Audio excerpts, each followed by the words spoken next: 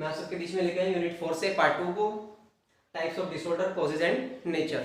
Firstly बात करूंगा मेरा जो फर्स्ट पॉइंट है डिसऑर्डर का, ये है मेरा एडीएचडी। एडीएचडी मेरा होता क्या है? देखिए एडीएचडी की फुल फॉर्म मैंने आपके सामने मेंशन की हुई है, attention deficit hyper activity disorder. अगर बात करूं एडीएचडी होता क्या है, एडीएचडी एक वो डिसीज है जो चिल्ड्रंस और एडल्ट दोनों में देखने के लिए मिलती है। यहीं पे अगर मैं बात करूं तो जो एडीएचडी हमारी डिसीज है तो इसमें हमारा जो लर्निंग कैपेसिटी है वो हमारी रिड्यूस हो जाती है और हमारे हमारा बिहेवियर पे कंट्रोल नहीं रहता है। यहीं पे अगर मैं बात करूं comparison to girls and boys, तो ये डिसीज गर्ल्स में कम और बॉयज़ में ज़्यादा पाई जाती है। बिकॉज क्योंकि जो बॉयज़ होते हैं उनका अपने गुस्से में ज़्यादा एग्रेसिव होते हैं, उनका अपने गुस्से पे ज़्यादा कंट्रोल नहीं कर पाते हैं, तो इस कारण ये जो डिसीज है एडीएचडी ये बॉयज़ में ज़्यादा देखने को मिलती है और ये रिलेटेड होती है हमारे माइंड से। देन मैं इसका नेक्स्ट पॉइंट की बात करूं तो इसका है सिम्टम्स ऑफ एडीएचडी। तो ये देखिए मैंने आपको मेंशन भी किया हुआ है चिल्ड्रंस और एडल्ट, यानी कि जो सिम्टम्स होते हैं इसके एडीएचडी के, तो ये मैंने आपको बताया था कि चिल्ड्रंस में और एडल्ट में दोनों को देखने के लिए मिलते हैं। अगर यहीं पे मैं बात करूं चिल्ड्रंस की, तो जो चिल्ड्रंस होते हैं उनके अंदर एक चिड़चिड़ापन सा होता है। जो चिल्ड्रंस होते हैं, जो बच्चे होते हैं, उनके अंदर चिड़चिड़ापन सा होता है, वो छोटी छोटी बात पे गुस्सा करते हैं और अपने बिहेवियर पे एक अच्छा कंट्रोल नहीं रख पाते हैं। और अगर यहीं पे बात करें एडल्ट्स की, तो वो जल्दी डिप्रेशन पे चले जाते हैं और अपनी सेल्फ इमेज को एक दूसरे के सामने अपने आप को अच्छा रखने से मतलब कतराते हैं और अपनी सेल्फ इमेज को एक दूसरे के सामने नहीं रख पाते हैं। तो ये इसके सिम्टम्स थे। देन मैं बात करें कॉजेज ऑफ एडीएचडी, जिसको फर्स्ट पॉइंट है वह जेनेटिक फैक्टर। देखिए जेनेटिक फैक्टर होता क्या है? जेनेटिक फैक्टर का मतलब होता है यानी कि जन्म से पहले भी और जन्म के बाद भी, यानी कि ये जो डिसीज़ है ये मुझे जन्म से पहले भी हो सकती है और जन्म के बाद भी हो सकती है। वो इसलिए क्योंकि जो मेरे माता पिता हैं या मेरे भाई बहन हैं, उनमें से भी अगर ये डिसीज़ किसी को होगी तो ऐसा नहीं है कि मुझे डिसीज़ नहीं होगी, ये डिसीज़ मुझे भी हो सकती है। वो जन्म के बाद भी हो सकती है और जन्म से पहले भी हो सकती है। देन मैं बात कर लेता हूँ यहीं पर अपने थर्ड पॉइंट की, brain injury. Brain injury main होती क्या है? देखिए ब्रेन इंजरी एक वो इंजरी है जो हम एक्सीडेंट के दौरान अगर मेरे ब्रेन में अगर चोट लग जाती है और मेरे ब्रेन का कोई भी पार्ट अगर डैमेज हो जाता है तो मैं एक लॉन्ग टाइम के लिए इस डिसीज का शिकार हो जाता हूँ। तो ये मेरा ब्रेन इंजरी है। देन मैं बात करता हूँ लो बर्थ वेट, यानी कि देखिए ऐसा नहीं है कि ये जो डिसीज़ होती है, जो बच्चे प्रीमैच्योर पैदा हो जाते हैं बर्थ से पहले यानी कि अपने टाइम से पहले, तो ये डिसीज़ उनमें भी देखने के लिए मिलती है। क्योंकि जो बच्चे रहते हैं लो बर्थ वेट वाले, उनका जो एक मेन जो सही वेट होना चाहिए वो उनका 2.8 kg वेट होना चाहिए। तो ये एक सही वेट माना जाता है। अगर इससे कम है तो वो लो बर्थ वेट में आ जाता है। तो कहीं ना कहीं ये हमको एडीएचडी की डिसीज़ की तरफ ले जाता है।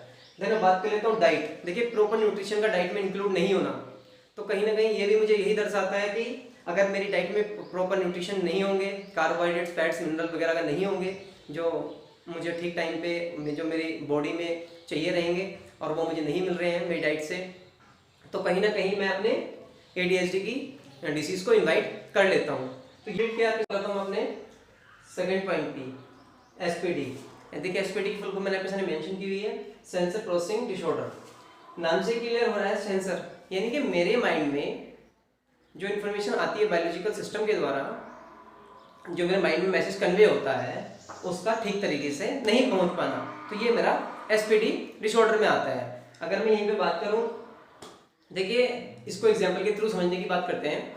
जो बुक होती है हमारी रीडिंग करने की, अगर सपोज करो अगर मैं कोई बुक को रीडिंग कर रहा हूँ तो कहीं ना कहीं जो मैसेज होता है ये कन्वे होता है मेरे माइंड में आकर, तब मैं उस बुक को रीडिंग करता हूँ और अपने द्वारा उस बुक की लैंग्वेज को पढ़कर मैं अपने लैंग्वेज में लिख सकता हूँ, क्योंकि जब मैसेज मेरे माइंड तक आता है। अगर यहीं पे बात की जाए जैसे कार ड्राइव करना है और साइकिल चलाना है, अगर मेरे माइंड में प्रॉपर मैसेज कन्वे ही नहीं होगा तो मुझे पता नहीं होगा कि कार ड्राइव चलाने में और कार ड्राइव करने में और जो मेरा साइकिल है उसको चलाने में क्या डिफरेंस होता है। तो कहीं ना कहीं मेरे माइंड में एक मैसेज का ठीक तरीके से नहीं पहुंच पाना, तो ये मेरा एसपीडी होता है, यानी कि सेंसर प्रोसेसिंग डिसऑर्डर। अब मैं बात कर लेते हैं यहाँ पे इसके कॉजेज की, कॉजेज ऑफ एसपीडी यानी कि जो एसपीडी के कॉजेज हैं, इसके कारण क्या क्या हो सकते हैं। देखिए जेनेटिक फैक्टर, जैसे कि आपने एडीएसडी में भी पढ़ा था, सो यहाँ पे भी आपका जेनेटिक फैक्टर मेंशन किया हुआ है। जेनेटिक फैक्टर यानी कि बर्थ से पहले भी और बर्थ के बाद भी ये हमको डिसीज हो सकती है। जैसे कि ये मुझे मेरे माता पिता से भी मिल सकती है, अगर ये डिसीज उनके अंदर पहले से होती है तो ये कहीं ना कहीं इसके जो सिम्टम्स हैं ये भी मेरे अंदर या फिर किसी के अंदर भी आ सकते हैं। देन अब बात करें तो इसके सेकंड पॉइंट इन्वायरमेंटल फैक्टर। तो देखिए जो प्रेग्नेंट वुमेन होती है, कहीं ना कहीं अगर उनकी देखभाल अगर अच्छे से ना की जाए तो ये जो एसपीडी डिजीज है ये कहीं ना कहीं इफेक्ट करती है उस बच्चे पे जब वो बच्चा पैदा हो जाता है। तो कहीं ना कहीं ये इफेक्ट करती है उसकी देखभाल पे। अगर उनकी केयर अच्छे से की जाए तो इस डिसीज को दूर किया जा सकता है। देन बात थर्ड पॉइंट की, लो बर्थ वेट।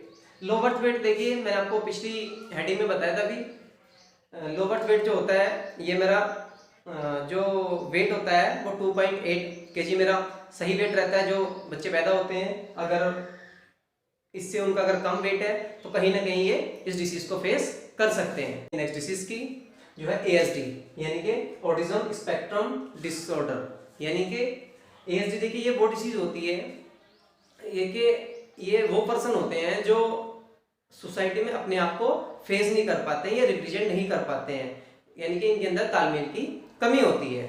और अगर इनकी बात की जाए इन पर्सन्स की जो एएसडी का शिकार होते हैं, ये जो सोसाइटी में अपने को फेस नहीं कर पाते हैं, ये किसी भी काम को और ये एक चीज को बार बार दोहराना पसंद नहीं करते हैं और ये कम बोलना पसंद करते हैं। तो ये मेरा इसका मीनिंग था ऑटिज्म स्पेक्ट्रम डिसऑर्डर का।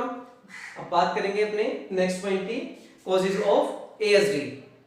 एएसडी के क्या क्या कारण हो। इसका जो फर्स्ट पॉइंट है वो है जेनेटिक फैक्टर। जैसे कि मैंने आपको पिछली हेडिंग में बताया था, जिसका जेनेटिक फैक्टर है सेम चीज है, ये उसको उसके पेरेंट्स से भी मिलती जुलती है। क्योंकि अगर कहीं ना कहीं इसके ब्लड में होती है तो कहीं ना कहीं जब उसके पेरेंट्स में डिसीज होती है तो कहीं ना कहीं ये उनके बच्चों के अंदर भी या फिर बड़ों के अंदर भी ये डिसीज आ जाती है। देन मैं बात करता हूँ इसके सेकंड पॉइंट की। सेकंड पॉइंट इसका एनवायरमेंटल फैक्टर। जैसे मैंने आपको बताया था किसी भी प्रेगनेंसी लेडी का सही से देखभाल नहीं कर पाना, तो कहीं ना कहीं ये इफेक्ट करती है बच्चे पे, तो उनका अच्छे से ध्यान रखना चाहिए। मेरी ऑप्शनल डिफेंट डिसऑर्डर यानी कि ओडीडी, अगर मैं इसके मीनिंग की बात करूं तो ये जो डिसीज होती है ये रिलेटेड होती है मेरे या फिर हमारे माइंड से। और अगर मैं डिसीज की बात करूं ओडीडी की, तो इसमें जो पर्सन होता है या फिर कोई जो बच्चे होते हैं ये अपने से बड़ों की रिस्पेक्ट नहीं करते हैं। जैसे कोई उनके टीचर्स हैं या फिर उनके जो पेरेंट्स हैं उनकी बातों को नहीं मानते हैं और अपने गुस्से पे कंट्रोल नहीं रखते हैं और अपने बिहेवियर पे भी कंट्रोल नहीं रखते हैं। तो ये इसका मीनिंग था जो ओडीडी का मैंने आपको बताया। देन मैं बात करता हूँ इसके कॉजेज की, causes of ODD. So first point genetic factor same चीज है आपका, ये कहीं ना कहीं हमको हमारे माता पिता के द्वारा मिलती है या फिर जो हमारे भाई बहन हैं उनको भी ये डिसीज हो सकती है। तो कहीं ना कहीं ये ब्लड में होती है हमारे, जो उनको होती है और ये हमारे अंदर भी आ जाती है। नेक्स्ट पॉइंट है मेरा फिजिकल फैक्टर। फिजिकल फैक्टर होता क्या है, देखिए जो हमारी बॉडी के अंदर केमिकल होते हैं उनका अनबैलेंस होना, यानी कि ज्यादा अमाउंट में रिलीज होना और कम अमाउंट में रिलीज होना, ये मेरा फिजिकल फैक्टर है। देन मैं बात करता हूँ यहाँ पे साइकोलॉजिकल फैक्टर की।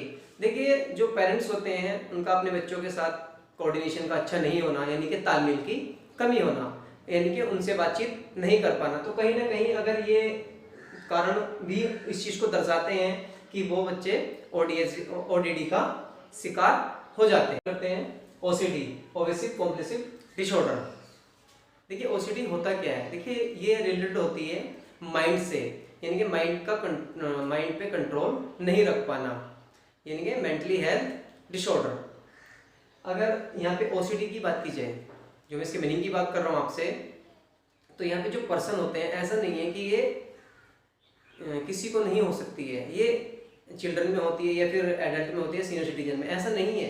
ये किसी भी एज के पर्सन को हो सकती है। ये बच्चे को भी हो सकती है, ये बड़ों को भी हो सकती है और ये सीनियर सिटीजन में भी हो सकती है।